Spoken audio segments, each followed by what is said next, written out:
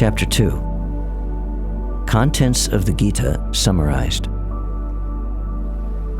Sanjaya said, seeing Arjuna full of compassion and very sorrowful, his eyes brimming with tears, Madhusudana, Krishna, spoke the following words. The Supreme Person, Bhagwan, said, my dear Arjuna, how have these impurities come upon you? They are not at all befitting a man who knows the progressive values of life. They do not lead to higher planets, but to infamy. O son of Pritha, do not yield to this degrading impotence. It does not become you. Give up such petty weakness of heart and arise, O chastiser of the enemy. Arjuna said, O killer of Madhu, Krishna, how can I counterattack with arrows in battle men like Bhishma and Drona, who are worthy of my worship? It is better to live in this world by begging than to live at the cost of the lives of great souls who are my teachers. Even though they are avaricious, they are nonetheless superiors. If they are killed, our spoils will be tainted with blood. Nor do we know which is better, conquering them or being conquered by them. The sons of Dhritarashtra, whom if we killed, we should not care to live, are now standing before us on this battlefield. Now I am confused about my duty and have lost all composure because of weakness. In this condition, I am asking you to tell me clearly what is best for me. Now I am your disciple and a soul surrendered unto you. Please instruct me. I can find no means to drive away this grief which is drying up my senses. I will not be able to destroy it, even if I win an unrivaled kingdom on the earth with sovereignty like that of the demigods in heaven. Sanjaya said, having spoken thus, Arjuna, chastiser of enemies, told Krishna, Govinda, I shall not fight, and fell silent. O descendant of Bharat, at that time Krishna, smiling in the midst of both the armies, spoke the following words to the grief-stricken Arjuna. The Blessed Lord said, while speaking learned words, you are mourning for what is not worthy of grief. Those who are wise lament neither for the living nor the dead. Never was there a time when I did not exist, nor you, nor all these kings. Nor in the future shall any of us cease to be. As the embodied soul continually passes in this body, from boyhood to youth to old age, the soul similarly passes into another body at death. The self-realized soul is not bewildered by such a change. O son of Kunti, the non-permanent appearance of happiness and distress, and their disappearance in due course, are like the appearance and disappearance of winter and summer seasons. They arise from sense perception, O scion of Bharat, and one must learn to tolerate them without being disturbed. O best among men, Arjuna, the person who is not disturbed by happiness and distress, and is steady in both, is certainly eligible for liberation. Those who are seers of the truth have concluded that of the non-existent there is no endurance, and of the existent there is no cessation. This seers have concluded by studying the nature of both. Know that which pervades the entire body is indestructible. No one is able to destroy the imperishable soul. Only the material body of the indestructible, immeasurable, and eternal living entity is subject to destruction. Therefore, fight, O descendant of Bharat. He who thinks that the living entity is the slayer or that he is slain does not understand. One who is in knowledge knows that the self slays not, nor is slain. For the soul there is never birth nor death, nor having once been does he ever cease to be. He is unborn, eternal, ever-existing, undying, and primeval. He is not slain when the body is slain. O Partha, how can a person who knows that the soul is indestructible, unborn, eternal, and immutable kill anyone or cause anyone to kill? As a person puts on new garments, giving up old ones, similarly, the soul accepts new material bodies, giving up the old and useless ones. The soul can never be cut into pieces by any weapon, nor can he be burned by fire, nor moistened by water, nor withered by the wind. This individual soul is unbreakable and insoluble, and can be neither burned nor dried. He is everlasting, all-pervading, unchangeable, immovable, and eternally the same. It is said that the soul is invisible, inconceivable, immutable, and unchangeable. Knowing this, you should not grieve for the body. If, however, you think that the soul is perpetually born and always dies, still you have no reason to lament, O mighty armed. For one who has taken his birth, death is certain, and for one who is dead, birth is certain. Therefore, in the unavoidable discharge of your duty, you should not lament. All created beings are unmanifest in their beginning, manifest in their interim state, and unmanifest again when they are annihilated. So what need is there for lamentation? Some look on the soul as amazing, some describe him as amazing, and some hear of him as amazing, while others, even after hearing about him, cannot understand him at all. O descendant of Bharat, he who dwells in the body is eternal and can never be slain. Therefore, you need not grieve for any creature. Considering your specific duty as a Kshatriya, you should know that there is no better engagement for you than fighting on religious principles, and so there is no need for hesitation. O Partha, happy are the Kshatriyas to whom such fighting opportunities come unsought, opening for them the doors of the heavenly planets. If, however, you do not fight this religious war, then you will certainly incur sins for neglecting your duties and thus lose your reputation as a fighter. People will always speak of your infamy, and for one who has been honored, dishonor is worse than death. The great generals who have highly esteemed your name and fame will think that you have left the battlefield out of fear only, and thus they will consider you a coward. Your enemies will describe you in many unkind words and scorn your ability. What could be more painful for you?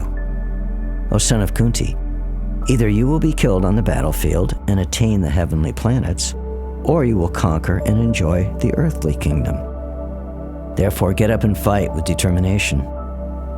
Do thou fight for the sake of fighting, without considering happiness or distress, loss or gain, victory or defeat, and by so doing, you shall never incur sin.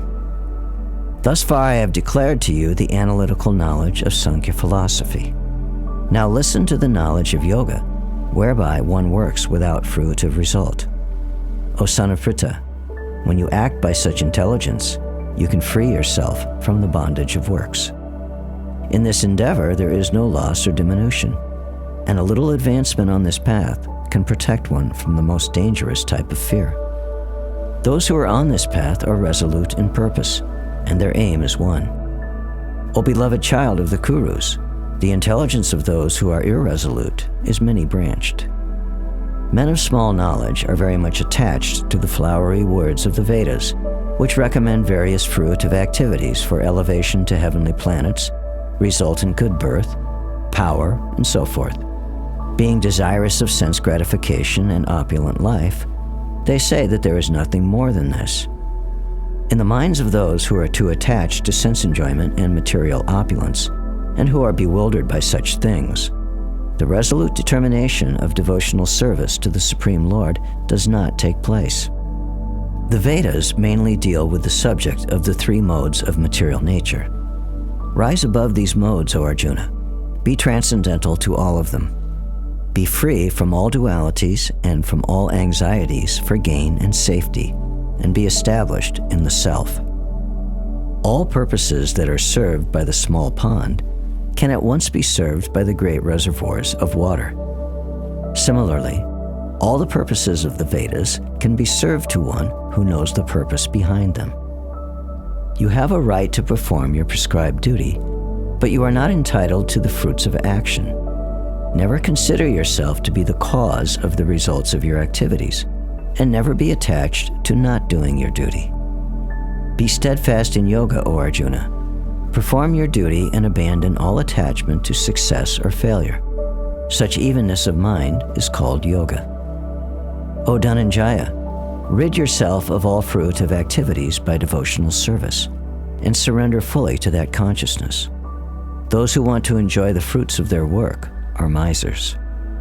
A man engaged in devotional service rids himself of both good and bad actions, even in this life.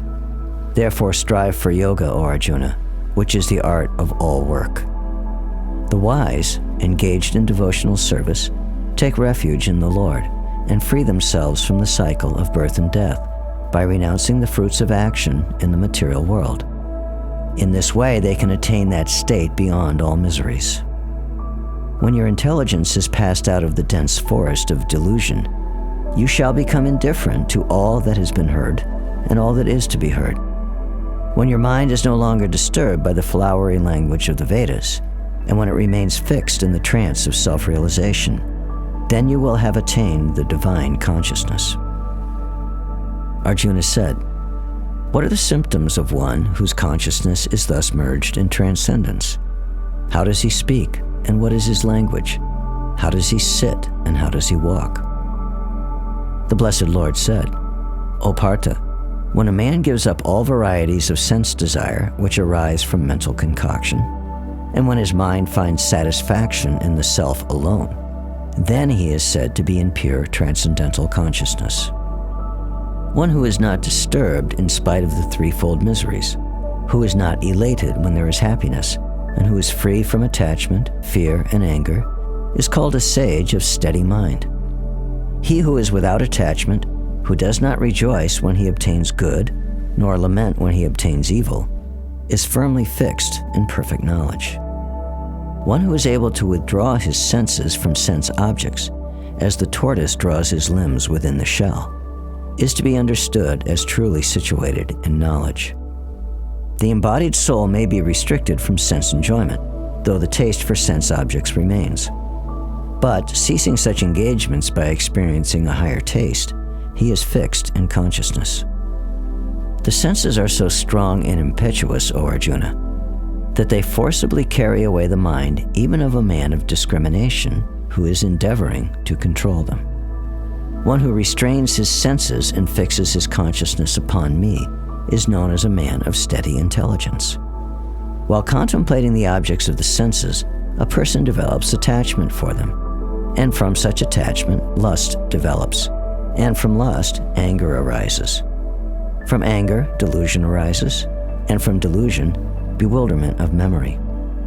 When memory is bewildered, intelligence is lost, and when intelligence is lost, one falls down again into the material pool.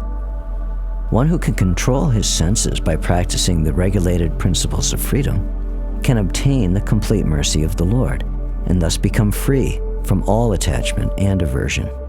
For one who is so situated in the divine consciousness, the threefold miseries of material existence exist no longer. In such a happy state, one's intelligence soon becomes steady. One who is not in transcendental consciousness can have neither a controlled mind nor steady intelligence, without which there is no possibility of peace. And how can there be any happiness without peace? As a boat on the water is swept away by a strong wind, even one of the senses on which the mind focuses can carry away a man's intelligence. Therefore, O mighty armed, one whose senses are restrained from their objects is certainly of steady intelligence. What is night for all beings is the time of awakening for the self-controlled, and the time of awakening for all beings is night for the introspective sage. A person who is not disturbed by the incessant flow of desires that enter like rivers into the ocean, which is ever being filled but is always still, can alone achieve peace, and not the man who strives to satisfy such desires. A person who has given up all desires for sense gratification, who lives free from desires, who has given up all sense of proprietorship and is devoid of false ego, he alone can attain real peace. That is the way of the spiritual and godly life, after attaining which a man is not bewildered. Being so situated, even at the hour of death, one can enter into the kingdom of God.